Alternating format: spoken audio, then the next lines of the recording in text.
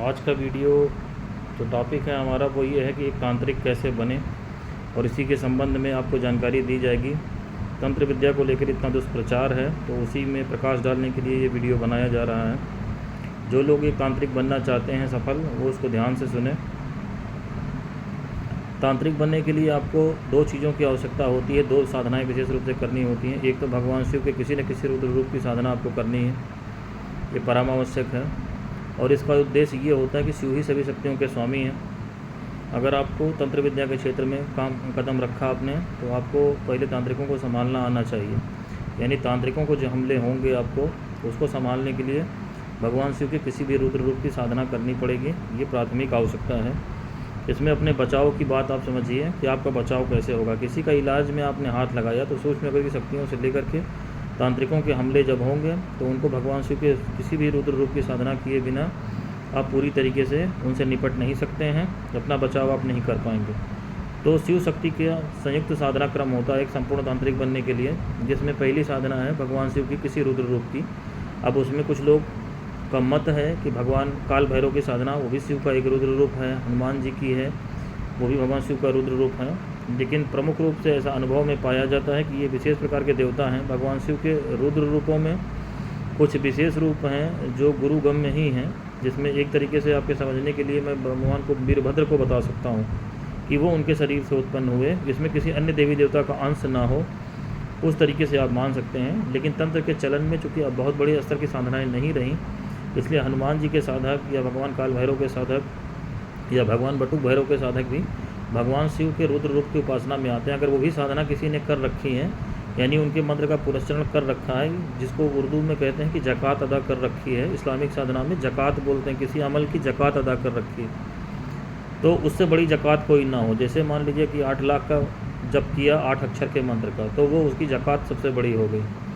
उसका दशांश हवन किया, फिर उसका दशांश जप किया जैसे गुरु ने बताया उस विधान से, तो वो मंत्र सिद्ध हो गया। यानी मंत्र वो सिद्ध होना चाहिए। तो इस तरीके से भगवान शिव की किसी रुद्र रूप की साधना अगर किसी ने की हो, तो एक पहली शर्त हुई तांत्रिक बनने की, आधी कड़ी आपकी पूरी हुई।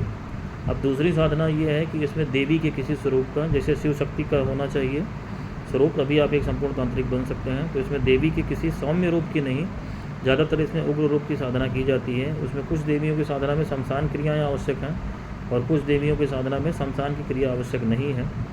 और उसमें फिर आप करनी धरनी कर सकते हैं। करनी धरनी से मतलब क्या होता है, खटकर्म जो होते हैं तंत्र के, मारण, मोहन, उच्चाटन, वशीकरण, अस्तंभन, ये सारे जो प्रयोग होते हैं ये करनी धरनी के नाम से जाने जाते हैं। इसी के लिए तंत्र विद्या का इतना प्रचार है। अब चाहे ये आप अच्छे के लिए करो या बुरे के लिए करो, ये आपका कर्म परमात्मा देखेगा। लेकिन ये बंदूक से निकलने वाली गोली के तरीके से है। बंदूक आपने बाज़ार से ख़रीद ली, उसका लाइसेंस बनवा लिया, अब गोली चलानी है नहीं चलानी है आप जानो। गोली चलाएँगे तो कानून के हिसाब से सज़ा आपको मिलेगी, अगर उससे कोई मरता है तो बच जाओ तो आपकी किस्मत है। बस यही तंत्र विद्या का सीधा सिद्धांत। उसमें दया जैसी, उपकार जैसी ऐसी कोई बात नहीं है। आप किसी को मारोगे तो आपको जिसने बनाया है वो परमात्मा आपको देख रहा है, फिर आपके जन्म जन्मांतर में आपसे हिसाब लेगा। लेकिन ये है कि वो शक्ति व्यर्थ नहीं जाएगी। अगर तंत्र विद्या आपने सीखा है, करनी धरनी आपको आती है, तो खट कर्मों में से कोई भी कर्म करोगे, अगर कोई ईश्वरीय शक्ति उसको नहीं बचा रही है, या उस व्यक्ति को कोई तांत्रिक नहीं बचा रहा है, या उसने कोई सुरक्षा कवच नहीं पहन रखा है, तो वो निश्चित रूप से शक्ति उसके ऊपर प्रभाव डालेगी और पूरी तरीके से अपने अधिकार में लेगी। तो ज़्यादातर जो लोग परेशान इस समय बाज़ार में दिखाई पड़ते हैं, अपना इलाज कराते फिरते हैं, वो तंत्र विद्या के ही शिकार हैं। चाहे वो मानसिक कष्ट से पीड़ित हों, चाहे कर्ज से पीड़ित हों, पारिवारिक कलह से हों, दाम्पत्य जीवन की समस्या से हों, कोई भी कारण हो, रोग से हों, ये सब कुछ तंत्र के द्वारा संभव है। और इसी का सबसे ज़्यादा फोकस इस समय तंत्र विद्या का है। ये एक क्रम इसका हुआ। अब उसमें देवी के क्रम में जो है 10 महाविद्याओं की भी साधना, जिसमें काली जी प्रमुख हैं 10 महाविद्याओं में, और उसके बाद 10 महाविद्याओं के बाहर माता चामुंडा, माता दुर्गा, इस तरीके की अनेकानेक शक्तियाँ हैं। तो उसका विस्तार मैं नहीं बता रहा हूँ। जो जिस परंपरा में दीक्षित है वो जानता है इस बात को। सामान्य साधकों के लिए मैं बता रहा हूँ कि छोटे छोटे जो आप लोग प्रयोग दे करके समझ सकते हैं कि तांत्रिक बन जाएंगे ओवरनाइट, ऐसा नहीं है। ये वर्षों की तपस्या है। एक किसी भी गुरु से दीक्षा लेने के बाद भगवान शिव की भी साधना अगर आप करेंगे, सबसे ज़्यादा प्रचलित स्वरूप उनका भगवान महाकाल स्वरूप है, जो तंत्र में सबसे प्रचलित है, उसके ऊपर कोई शक्ति नहीं है। फिर तो भगवान शिव के सभी रुद्र रूपों में सबसे ज़्यादा साधना जो भगवान महाकाल की जाती है, उसमें भी आप उनकी दीक्षा लेके करेंगे तो 1 वर्ष का समय चाहिए कम से कम। पूरी तन्मात्रा से अगर आप करेंगे, उतने लाख का जप, हवन, दशांश जप और साधना करने के बाद ऐसा मत सोचो, जो आपको व्यवहारिक बात नहीं पता रहती है वो ये है कि जप कर लिया और जप करने के बाद सब हो गया। जब करने के बाद जब साधना सही से करोगे तो उसकी ऊर्जा जब आपके शरीर में उतरेगी तो आपकी स्थिति पागलों जैसी हो जाएगी। तो इसलिए बहुत सारी चीज़ें आवश्यक है कि किस देवी देवता का मंत्र आपने लिया है। आप घर में रहते हैं कि गुरु के आश्रम में रहते हैं, क्योंकि साधनाओं को करते हुए घर में रहा जाना संभव नहीं है। इसलिए तंत्र विद्या में प्रवेश का जो है 2 समय बताया गया, या तो आप 40 साल के बाद इस लाइन में आएँ, या तो आप 14-15 साल की उम्र में आएँ कि जब आपकी ये आजीविका बने। क्योंकि 2 ही कारण है आपका, या तो आप समाज सेवा के लिए इसको कर रहे हैं, आपको मान लीजिए सरकारी नौकरी से रिटायर हो गए, आपके पास पैसा है, बिजनेस पैसे की ज़रूरत नहीं, समाज सेवा के रूप में करिए, 40 साल की उम्र के बाद करिए।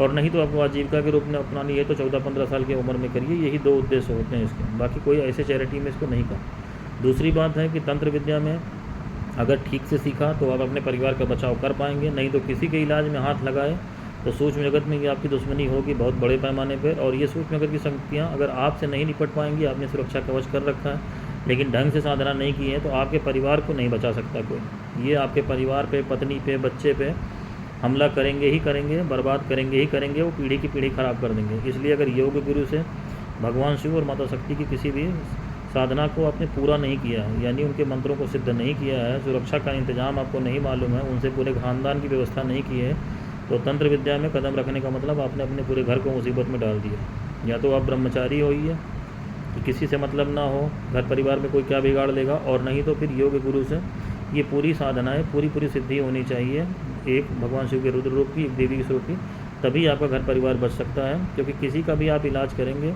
तो उसमें जो है आपकी दुश्मनी होगी ही होगी, तांत्रिकों से भी होगी, सूक्ष्म जगत की शक्तियों से भी होगी। सूक्ष्म जगत की शक्तियों के ऊपर मैं एक अलग से वीडियो बनाऊंगा, तब आपको व्यवहारिक रूप से पता चलेगा कि सूक्ष्म जगत है क्या। जैसे आप खिलवाड़ समझते हैं कि आया और इसने देखा ड्रामेबाजी टीवी में, कि आप यूट्यूब पे भी देखते हैं आया हिल रहा है, काँप रहा है, उतार दिया फेंक दिया, ऐसा नहीं होता। जैसे मनुष्यों का एक संसार है, ऐसे सूक्ष्म जगत का भी एक संसार है पूरा अपना। उनके घर परिवार होते हैं, बच्चे होते हैं, कॉलोनी होती हैं। आपके जैसे राजा बादशाह प्रधानमंत्री हैं वैसे उनका होता है, सबके कबीले बटे होते हैं, सबके देश वाइज बाउंड्रीज होती हैं, ये सारा कुछ होता है सूक्ष्म जगत में। तो उसी तरीके से वो भी व्यवस्था चलती है। अगर आपने उसमें हाथ रखा, किसी को आपने मार दिया, मान लीजिए एक जिन्नात को आपने मार दिया, तो उसके घर परिवार के जितने जिन्नात होंगे वो आपके पीछे लगेंगे। अब आपको उनको संभालने की विद्या नहीं है तो वो जिन्नात आप उनको देख नहीं रहे हो, और आपसे हज़ारों लाखों गुना ताकत उनके पास है, आपको तो मारेंगे ही मारेंगे, पूरे घर परिवार को मार डालेंगे। इसलिए बहुत सारे लोग जो इधर उधर से छोटा मोटा तंत्र विद्या सीख रहे हैं, काम सीख रहे हैं, वो वैसे ज़िंदगी भर बर्बाद रहते हैं। जो उनको चलती हुई जो ज़िंदगी ठीक ठाक थी वही बर्बाद हो जा रही। ऐसे बहुत सारे आमिल, चाहे हिंदू धर्म में हो चाहे मुस्लिम धर्म में हो, वो खुद अपना इलाज कराने आते हैं। उनकी विद्या जिन्नात, आमिल जिन्नात जो होते हैं वो विद्या को बांधना जानते हैं। आप जो है थोड़ा बहुत सीख करके अपना ये कर रहे हो, इधर उधर से छोटे छोटे कुल देवी देवता हो, उजौती सुखौती, और किसी बड़े जिन्नात से पाला पड़ गया जो आमिल जिन्नात की श्रेणी में आता है, चाहे वो हिंदू हो चाहे मुस्लिम हो, तो वो खुद विद्या को बांधना जानते हैं। वो खुद विद्या को आपको बांध देंगे। सामने वाले तांत्रिक ने मान लीजिए किसी बड़ी शक्ति को भेज दिया है, आंसू मेहतरानी को मान लीजिए भेज दिया, वो खटकर्म करने वाली शक्ति हैं, आप छोटे मोटे तांत्रिक हो तो वो आपकी विद्या बांध देंगे, आपकी जान पे बनाएगी, कोई नहीं बचा सकता आपको। इसलिए बिना योग्य गुरु के इस क्षेत्र में हाथ रखना बिल्कुल अपनी जान जोखिम में डालने जैसा है। तो कोई किताब पढ़ करके या इधर उधर से देख करके कभी ये साधना ना करें, योग्य गुरु के मार्गदर्शन में करें, और अपने उद्देश्य के बारे में क्लियर रहें कि आप क्यों करना चाहते हैं।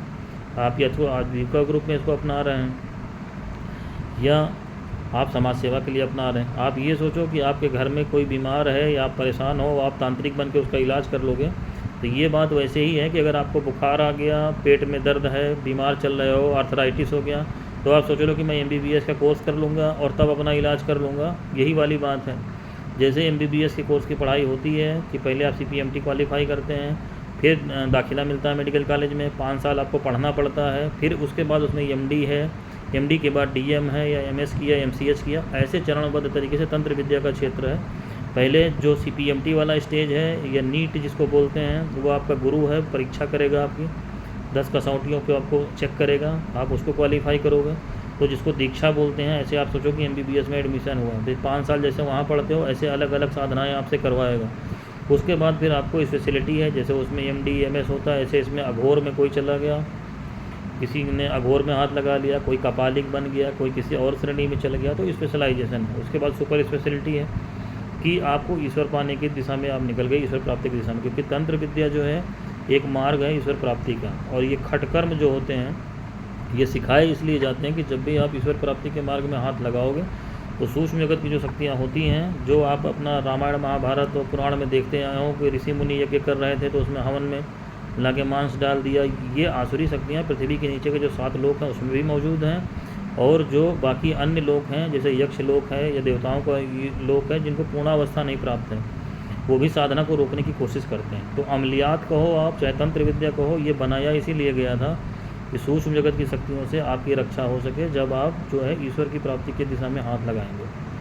तो ऐसी बहुत सारी शक्तियों से आपका सामना, इसका उद्देश्य ये नहीं है कि इनको अपने चक्कर में फंसा लो, इनको मार डालो, और उसके जो है सदुपयोग थे, जैसे मारण का प्रयोग है। अगर कोई नई शक्ति मान रही है या कोई मनुष्य परेशान कर रहा है, कोई साधु अपनी साधना कर रहा है और वहीं कोई है अपना डिक्टेटरशिप कर रहा है या बहुत ज़्यादा लोगों को परेशान कर रहा है, लोगों का जीना हराम कर दिया, अत्याचार कर रहा है, तो उसको मारने के लिए मारण का प्रयोग है वहाँ पर।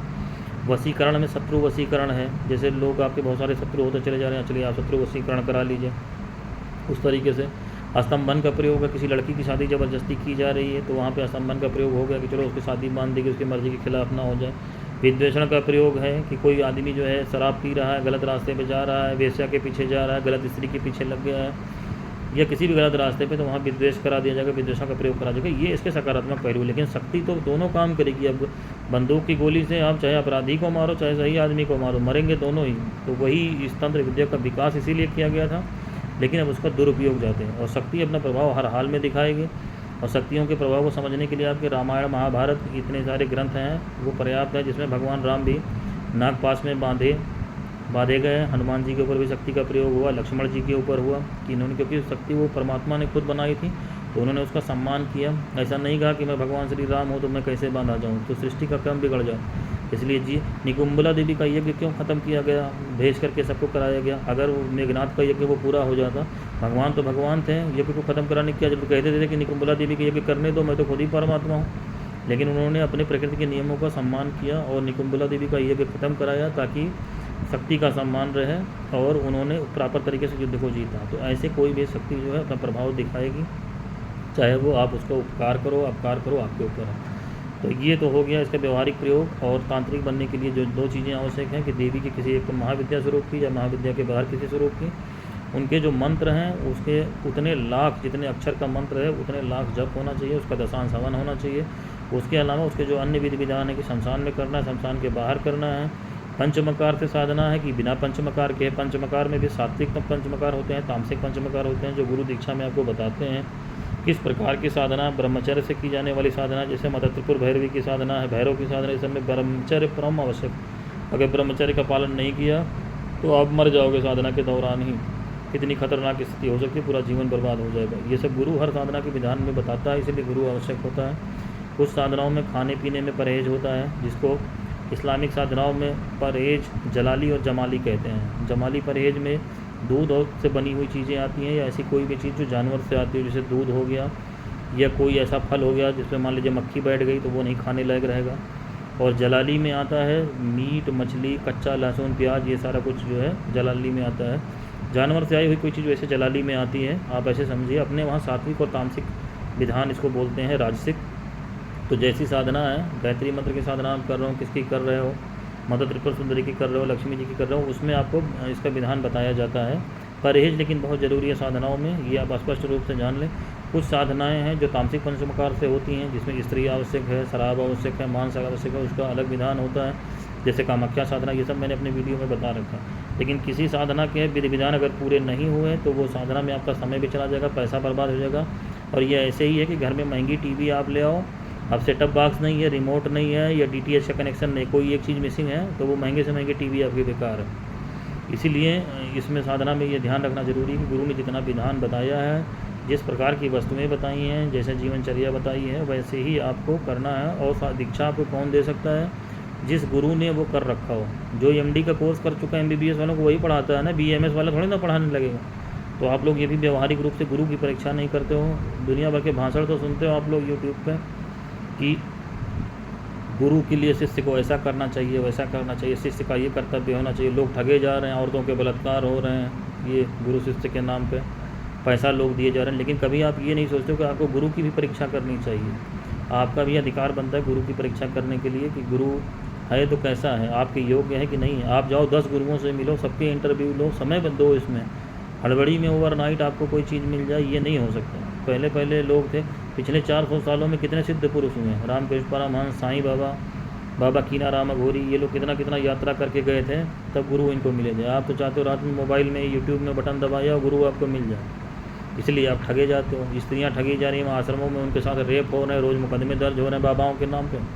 और पुरुषों का हाल ये है कि वो तनख्वाह अगर 50,000 पाते हैं तो 25,000 तंत्र मंत्र में दान दक्षिणा में इधर उधर बर्बाद कर देते हैं, हासिल कुछ नहीं होता और परेशानी घर में बढ़ जाती है। तो ये अगर आपको साधना करना है तो प्रॉपर साधना का जो नियम उसमें लगना पड़ेगा और पूरा जीवन देना पड़ेगा। 1-2 दिन नहीं होगा कि सामाजिक सांसारिक मौज मस्ती भी चलती रहे, संसार भी मिल जाए, परमात्मा भी मिल जाए, ऐसा नहीं हो सकता। चाहे आप इसको प्रोफेशन के रूप में अपनाओ, लेकिन गंभीरता इसमें ज़रूरी है। जैसे मैंने बताया आपको समझने के लिए सबसे आसान है कि मेडिकल की पढ़ाई जैसे है कि आप मेडिकल की पढ़ाई में कदम रखोगे तो आपको सब पढ़ना पड़ेगा, एनाटॉमी, फिजियोलॉजी, बायोकेमिस्ट्री जैसे सारे सब्जेक्ट हैं।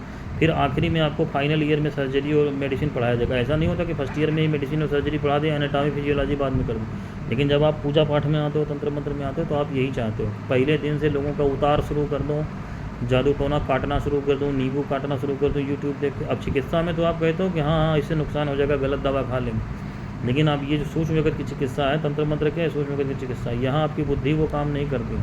यहाँ तो आप सोचते हो कि बस अगरबत्ती जलाया, नींबू, क्योंकि यहाँ का जो नुकसान होता है वो आपको दिखाई नहीं पड़ता है, वो सूक्ष्म जगत में होता है, आध्यात्मिक तल पे होता है। आपके अंदर के शरीर खराब हो जाएंगे, चेतना खराब हो जाएगी। और वहाँ पे नुकसान आपको मेडिकल फील्ड में जो होता है वो भौतिक शरीर में होता है, तो आपको दिखाई पड़ता है कि गलत दवा खा ली तो उल्टी हो रहा, दस्त हो रहा, पॉइजन हो जाएगा, मर जाएगा। यहाँ तो जन्म जन्मांतर खराब हो जाएंगे। तो इसलिए थोड़ा अपने बुद्धि विवेक को जागृत करते हुए, हर आदमी को परमात्मा ने इतनी बुद्धि दी है कि वो व्यक्ति की पहचान कर सकता है, गुरु की पहचान कर सकता है। कोई बच्चा नहीं आज के समय। आप अगर फंसते हैं तो अपने लोभ के कारण ही फंसते हैं, और शॉर्टकट में अपने अहंकार के कारण फंसते हैं कि मैं अपना इलाज काहे किसी से कराऊँ, मैं खुद ही तांत्रिक बन के कर लूँगा, मैं किसी को काहे खोजने जाऊँ, मैं खुद ही अपनी दुकान खोल लूँगा, कर लूँगा। तो अगर इतना ही आसान होता तो पिछले 400 सालों में कितने तांत्रिक हुए, उसके पहले हज़ारों साल का इतिहास छोड़ दीजिए। इतना आसान नहीं है। तो इसीलिए अगर करना है, जिसको भी करना है वो गंभीरता से पहले गुरुओं को परीक्षा शुरू करें, गुरु की तलाश शुरू करें। और सबसे पहली बात, परम गुरु परमात्मा है, उनसे जाके प्रार्थना करें। आप जिस देवी देवता की भी पूजा करते हैं उनसे व्यवहारिक रूप से डेली प्रार्थना आप करिए कि मुझे कोई सच्चा गुरु मिल जाए।